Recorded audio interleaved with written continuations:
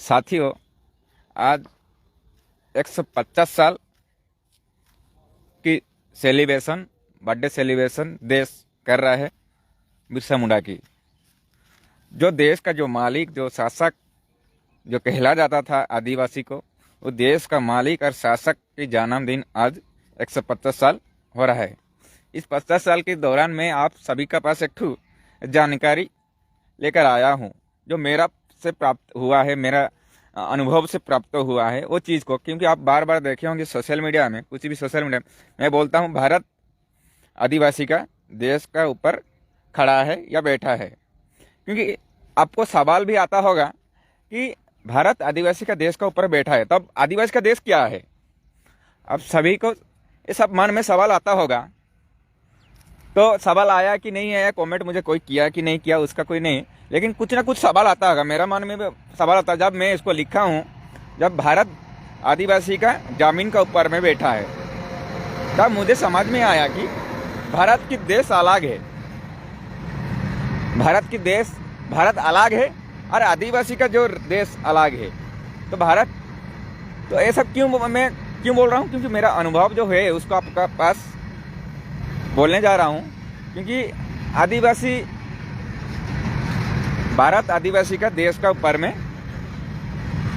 आदिवासी के जमीन के ऊपर में बैठा है। तो उसमें जो सरकारी व्यवस्था, जो सरकार आज का जो सरकार, अभी का जो सरकार, ये आदिवासी जो देश, जो आज कोई भी महापुरुष है ऐसे ने, कोई भी महापुरुष जल जंगल जमीन का ऊपर में कोई भी आवाज़ नहीं उठा। लेकिन एक ही मात्र बिरसा मुंडा, जो टीन एज 21-20 उम्र में, हमारी उम्र में, जो देश के प्रति जो उनका जो भावना था, उनका जो आत्मीयता था, उनका जो प्रेम था, वो सिर्फ देश को, जो यहाँ का जो आदिवासी मूल्यवासी को तो शासक बनाना और शासक बना के राजा, जमात बनना, राजा बनना, इनका बिरसा मुंडा का उद्देश्य था।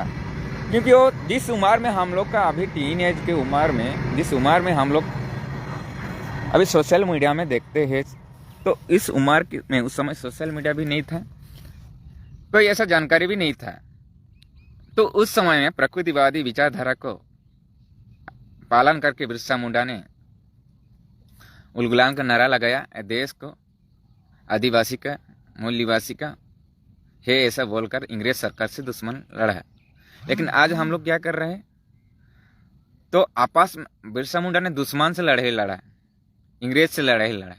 लेकिन आज क्या कर रहे हैं? वही बिरसा मुंडा का वंशज हम लोग है, और बिरसा मुंडा का खून का प्रतीक है और शक्ति है। और इस शक्ति को, अपना शक्ति को, जो हमारे आदिवासी महापुरुष को, जो आदिवासी का जो विचारधारा को हम लोग किस तरह का ले जा रहे हैं आज। तो आपस में लड़ाई लड़ रहा है, भाई भाई में लड़ाई लड़ रहा है, आपस समुदाय से लड़ाई लड़ रहा है। क्योंकि विचार का परिवर्तन हुआ है हमारे में, हमारे बीच में कुछ परिवर्तन नहीं हुआ है, विचार का परिवर्तन। जिस दिन बिरसा मुंडा ने इंग्रेज से लड़ाई करा, जिस उम्र में, आज हमारी उम्र ज़्यादा भी हो गया है, किसका बूढ़ा बाप हो गया, किसी बुढ़ा हो गया, किसका 40-50 का उम्र हो गया, फिर भी वो आपस में लड़ाई लड़ रहा है। लेकिन हम लोग को वो कमती उम्र वाला बिरसा मुंडा का से हम लोग को सीखना चाहिए, उनका से ज्ञान लेना चाहिए। उनका उम्र कितना था और वो किस चीज़ के लिए लड़ाई लड़ रहा था और किसका साथ लड़ाई लड़ रहा है। लेकिन हम लोग आज क्या कर रहे हैं? अपने आप से लड़ रहे हैं, अपना भाई से लड़ रहे हैं, अपना खानदान से लड़ रहे हैं, अपना समुदाय से लड़ रहे हैं। फायदा किसका हो रहा है? दुश्मन का हो रहा है। दुश्मन के लिए बिरसा मुंडा ने लड़ाई लड़ रहा था, लेकिन हम लोग आज दुश्मन के लिए फायदा पहुंचा रहा है। हम आपस में लड़ाई लड़के दुश्मन को फायदा पहुंचा रहा है। तो क्या मतलब, हमारे में क्या फर्क है, क्या बदलाव हुआ है? 1950 की बाद भारत संविधान आया, उसमें बाबा साहेब बिरसा मुंडा की जो क्रांति, जो आवाज था, जो उनका अधिकार था, उसको भारत संविधान में लाया। लेकिन हमारे में क्या परिवर्तन हुआ? कुछ तो परिवर्तन होना चाहिए ना। जब 150 साल हो गए बिरसा मुंडा का, हम लोग सेलिब्रेशन कर रहे हैं, उसका जन्मदिन को मना रहा है धूमधाम से, लेकिन हमारा खुद में, हमारा विचार में कुछ परिवर्तन नहीं हुआ है आज तक। तो विचार परिवर्तन ही सबसे बड़ा परिवर्तन। इसलिए दोस्त दुश्मन को पहचाना जरूरी होगा हमको। दोस्त कौन है, दुश्मन किए है, कौन दोस्त हमारी भाई बहन के साथ जुदा कर रहा है, अलग कर रहा है, हमारे खानदान से अलग कर रहा है, हमारे संगठनिक शक्ति से अलग कर रहा है, अपना मौलिक अधिकार से अलग कराए, मौलिक संवैधानिक अधिकार से अलग कराए, मतलब समझ में आ रहा है। तो आप भाई भाई से अधिक से लड़ाई लड़वा रहा है, अलग किया जा रहा है, मतलब आपका संविधान से भी आपको अलग किया गया है, आपका अधिकार से भी आपको अलग किया जा रहा है। मतलब घर से ही समझ में आ जाएगा तो आप लोगों को थोड़ा सा ध्यान देंगे तो घर से ही समझ में आ जाएगा जे आप अपना भाई में एकता नहीं है तो आप किस चीज में भी एकता नहीं है। आप लोग आपका समुदाय में, आप लोग का समाज में जो एकता आप नहीं है तो साथ नहीं है, तो आपको साथ नहीं दे रहे, तो मतलब समाज में भी साथ, मतलब सिस्टम में भी साथ नहीं है हमारे साथ। तो हम वही बात को बोल रहा हूँ, भारत आदिवासी का जमीन के ऊपर में बैठा है। तो क्यों ऐसा बोल रहा हूँ? क्योंकि आदिवासी का देश अलग है। आदिवासी का जो अपना व्यवस्था है, पंचवी षष्ठवी, ये जो दो ठू है, ये आदिवासी का देश है। जो सभी समुदाय का, आदिवासी समुदाय का, उरा मुंडा खड़िया का, सबका अपना अपना सामाजिक व्यवस्था है। डकला सहारा है, पाढ़ा राज है, मानकी मुंडा है और माझी परगड़ाम है। ये अपना अपना देश है। अपना अपना शासक बनने का एक आदिवासी महापुरुष ने अपना व्यवस्था को सैकड़ों साल से ना पढ़ा लिखा था ना कुछ था। उस समय से उन लोग प्रकृति का जो हिसाब से, प्रकृतिवादी विचारधारा से उन लोगों ने अपने के लिए एक कानून बनाया था। वो कानून आज का नहीं है, ये कानून संविधान का आने से आगे से कानून बना था। वही कानून को लेकर बाबा साहेब ने आज संविधान में लिखे है हमारे लिए अधिकार, हमारे आदिवासी के लिए स्वतंत्र अधिकार है संविधान में, मौलिक अधिकार है संविधान में। तो हम लोग जानते नहीं, क्योंकि हम लोग आपस में लड़ते हैं। हम लोग आपस में लड़ते हैं, इसलिए कुछ जानते नहीं है। जो आपस में लड़ता है ना, वो कुछ जानता नहीं है। दोस्त क्या दुश्मन क्या वो अपने को जानता नहीं। जो आपस में नहीं लड़ता है वही सब कुछ जानने के लिए कोशिश करता है। आपस में लड़ना बंद करो, एकता बनाओ, टुकड़ा मत बनो। तो साथियों, आपका जो सवाल है, मेरा जो सवाल था, इस सवाल के जवाब आपको शायद मिल गया होगा। ये आदिवासी का देश क्या है? आदिवासी का देश पंचमी अनुसूची और षष्ठवी अनुसूची, ये आदिवासी का देश है।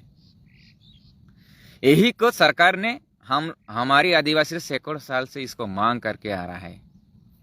मांग कर रहे हैं किसको?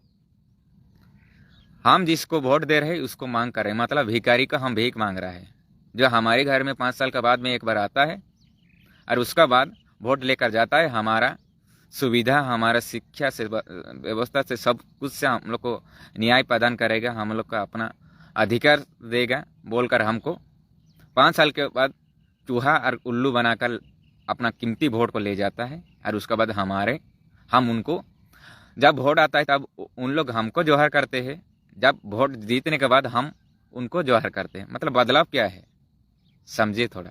आप जिसको वोट दे रहे हैं ना, उसको उतार भी सकते हैं, आप बैठा सकते, राजा बना सकते हैं, तो उसको उठा भी सकते, बैठा भी सकते हैं। क्योंकि आपका पास जानकारी होना चाहिए, संवैधानिक जानकारी होना चाहिए। बिना जानकारी से कुछ लड़ाई नहीं कर सकता। आपका जो वोट देने का, ये भी एक जानकारी है, ये भी आर्टिकल संविधान में लिखा है, वोट देने का अधिकार। जैसा कि 18 साल से शुरू होता है, एक तो अधिकार है, और वोट देने का भी अधिकार भी लिखा है। हम लोग आपस में लड़ रहे तो जानकारी कहाँ पता होगा? हम कहाँ जानेंगे? कुछ नहीं जानते हम लोग। लेकिन इसलिए जानना होगा, ये आपस में लड़ाई का बंद करना होगा और हमारी जो मौलिक अधिकार को जानना होगा। हम बात कर रहे हैं, हम कपड़ा पहना है, हम कहीं घूमने के लिए जा रहे हैं, एक सभी में लिखा है संविधान में। हम किसको मारा, किसको पीटा, किसको चोर किया, किसको लुटेरा किया, किसको तोड़ा, किसको फोड़ा, किसको मोरा, ये सब कुछ आर्टिकल में लिखा है। किसको क्या दंड मिलेगा, किसको क्या न्याय मिलेगा, किसका कितना उसको भरपाई करने का दंड की कीमती देना पड़ेगा, सब संविधान में लिखा है। अधिकार है हम लोगों का। अपना अपना पारंपरिक व्यवस्था में इसका भी है, अपना पारंपरिक व्यवस्था की जो किताब है उसमें भी ये सब कुछ नियम रूल है। हम लोग कुछ भी, हम इतना साल से आगे, इतना उम्र हो गया, लेकिन अपना समाज का जो सामाजिक व्यवस्था का जो रूल और संविधान, भारत का संविधान का रूल, उसको कभी हम फॉलो नहीं करते हैं। फॉलो नहीं करते, इसलिए हम लोग पीछे रहते हैं। हम दुश्मन को दोस्त बोलते हैं और दोस्त को दुश्मन बोलते हैं। हम अपने खुद को नहीं पहचानते हैं और दुश्मन को खुद को ही डरते। खुद का परछाई देखकर हम खुद ही डरते। रात में खुद का परछाई देखकर खुद ही डरते हैं। खुद ही का लोगों को हम ही डरते हैं। तो इसका मतलब क्या है? हम विचार से ही गुलाम हो चुके हैं। जब तक बिरसा मुंडा ने देश के लिए वो खुद ही एक विचारधारा बनाया, खुद ही एक सशक्त बनाने के लिए देश को जल जंगल जमीन की जो बचाने के लिए देश उसी जमीन के ऊपर में आज बैठा है। लेकिन इलेक्शन जब आता है तब हमारे महापुरुष याद आता है। इलेक्शन चले जाने के बाद उनको बेईमान उनका साथ उनका स्टेचू को तोड़ा जा रहा है। जब देखा देश में हर साल सोशल मीडिया में आता होगा बाबा साहेब अम्बेडकर और बिरसा मुंडा, ये दोनों का ज्यादा स्टेचू भारत में तोड़ा जा रहा है। क्यों तोड़ा जा रहा है? तोड़ने के कारण क्या है? क्योंकि न्यू जनरेशन जो आने वाला है, जो कल न्यू जनरेशन आने वाला, हमारी बाद हमारे नाती नातुनी लोग, हमारे बेटा बेटी लोग, उन लोग ना कि सवाल करे, उनको ना कि सवाल करे ये कौन है, इसका स्टेचू का उद्देश्य क्या है, इसका इतिहास क्या है। उसको पूछेगा तो तब जो सवाल अपने मन में आएगा तब सोशल मीडिया में ढूंढेगा, नहीं कहीं किसी को पूछेगा। तो पूछेगा नहीं, उसीलिए खत्म किया जा रहा है। उनको स्टेचू को तोड़ा जा रहा है और मोड़ा जा रहा है। उनको हर प्रकार का उनको स्टेचू बनाने में भी षड्यंत्र किया जा रहा है। तो उनको सब प्रकार से हमारी महापुरुष का हर दिन अपमान किया जा रहा है। आज देखा आप हर जगह में बिरसा मुंडा का जयंती मनाया जाएगा। उसके बाद कल क्या होगा? कल देखना वही स्टेचू में, जिस जगह में स्टेचू में आज फूलमाला देंगे नेता मंत्री लोग, वही स्टेचू में कल का चरित्र, कल का रूप देखा पता चल जाएगा कि कितना आज एक दिन में सम्मान दिया और कल का उसका क्या किया, सत्यानाश किया। तो हर दिन जिस महापुरुष का हम लोग का विचारधारा को पालन करते, फूलमाला देते, उस महापुरुष का उद्देश्य को भी लेकर हम लोग रोज दिन 365 दिन में उसको उद्देश्य को लेकर पूर्ति करना चाहिए। हम लोग जो भी सामाजिक काम करते हैं, ये महापुरुष के विचार का, सपना का, उद्देश्य को पूर्ति करने के लिए हम लोग काम करते हैं, ना कि अपना उद्देश्य पूर्ति करने से कुछ नहीं होता है भाई। जिंदगी में कुछ भी ऐसा ही, कोई जिंदा है तो कुछ उद्देश्य को लेकर जिंदा है।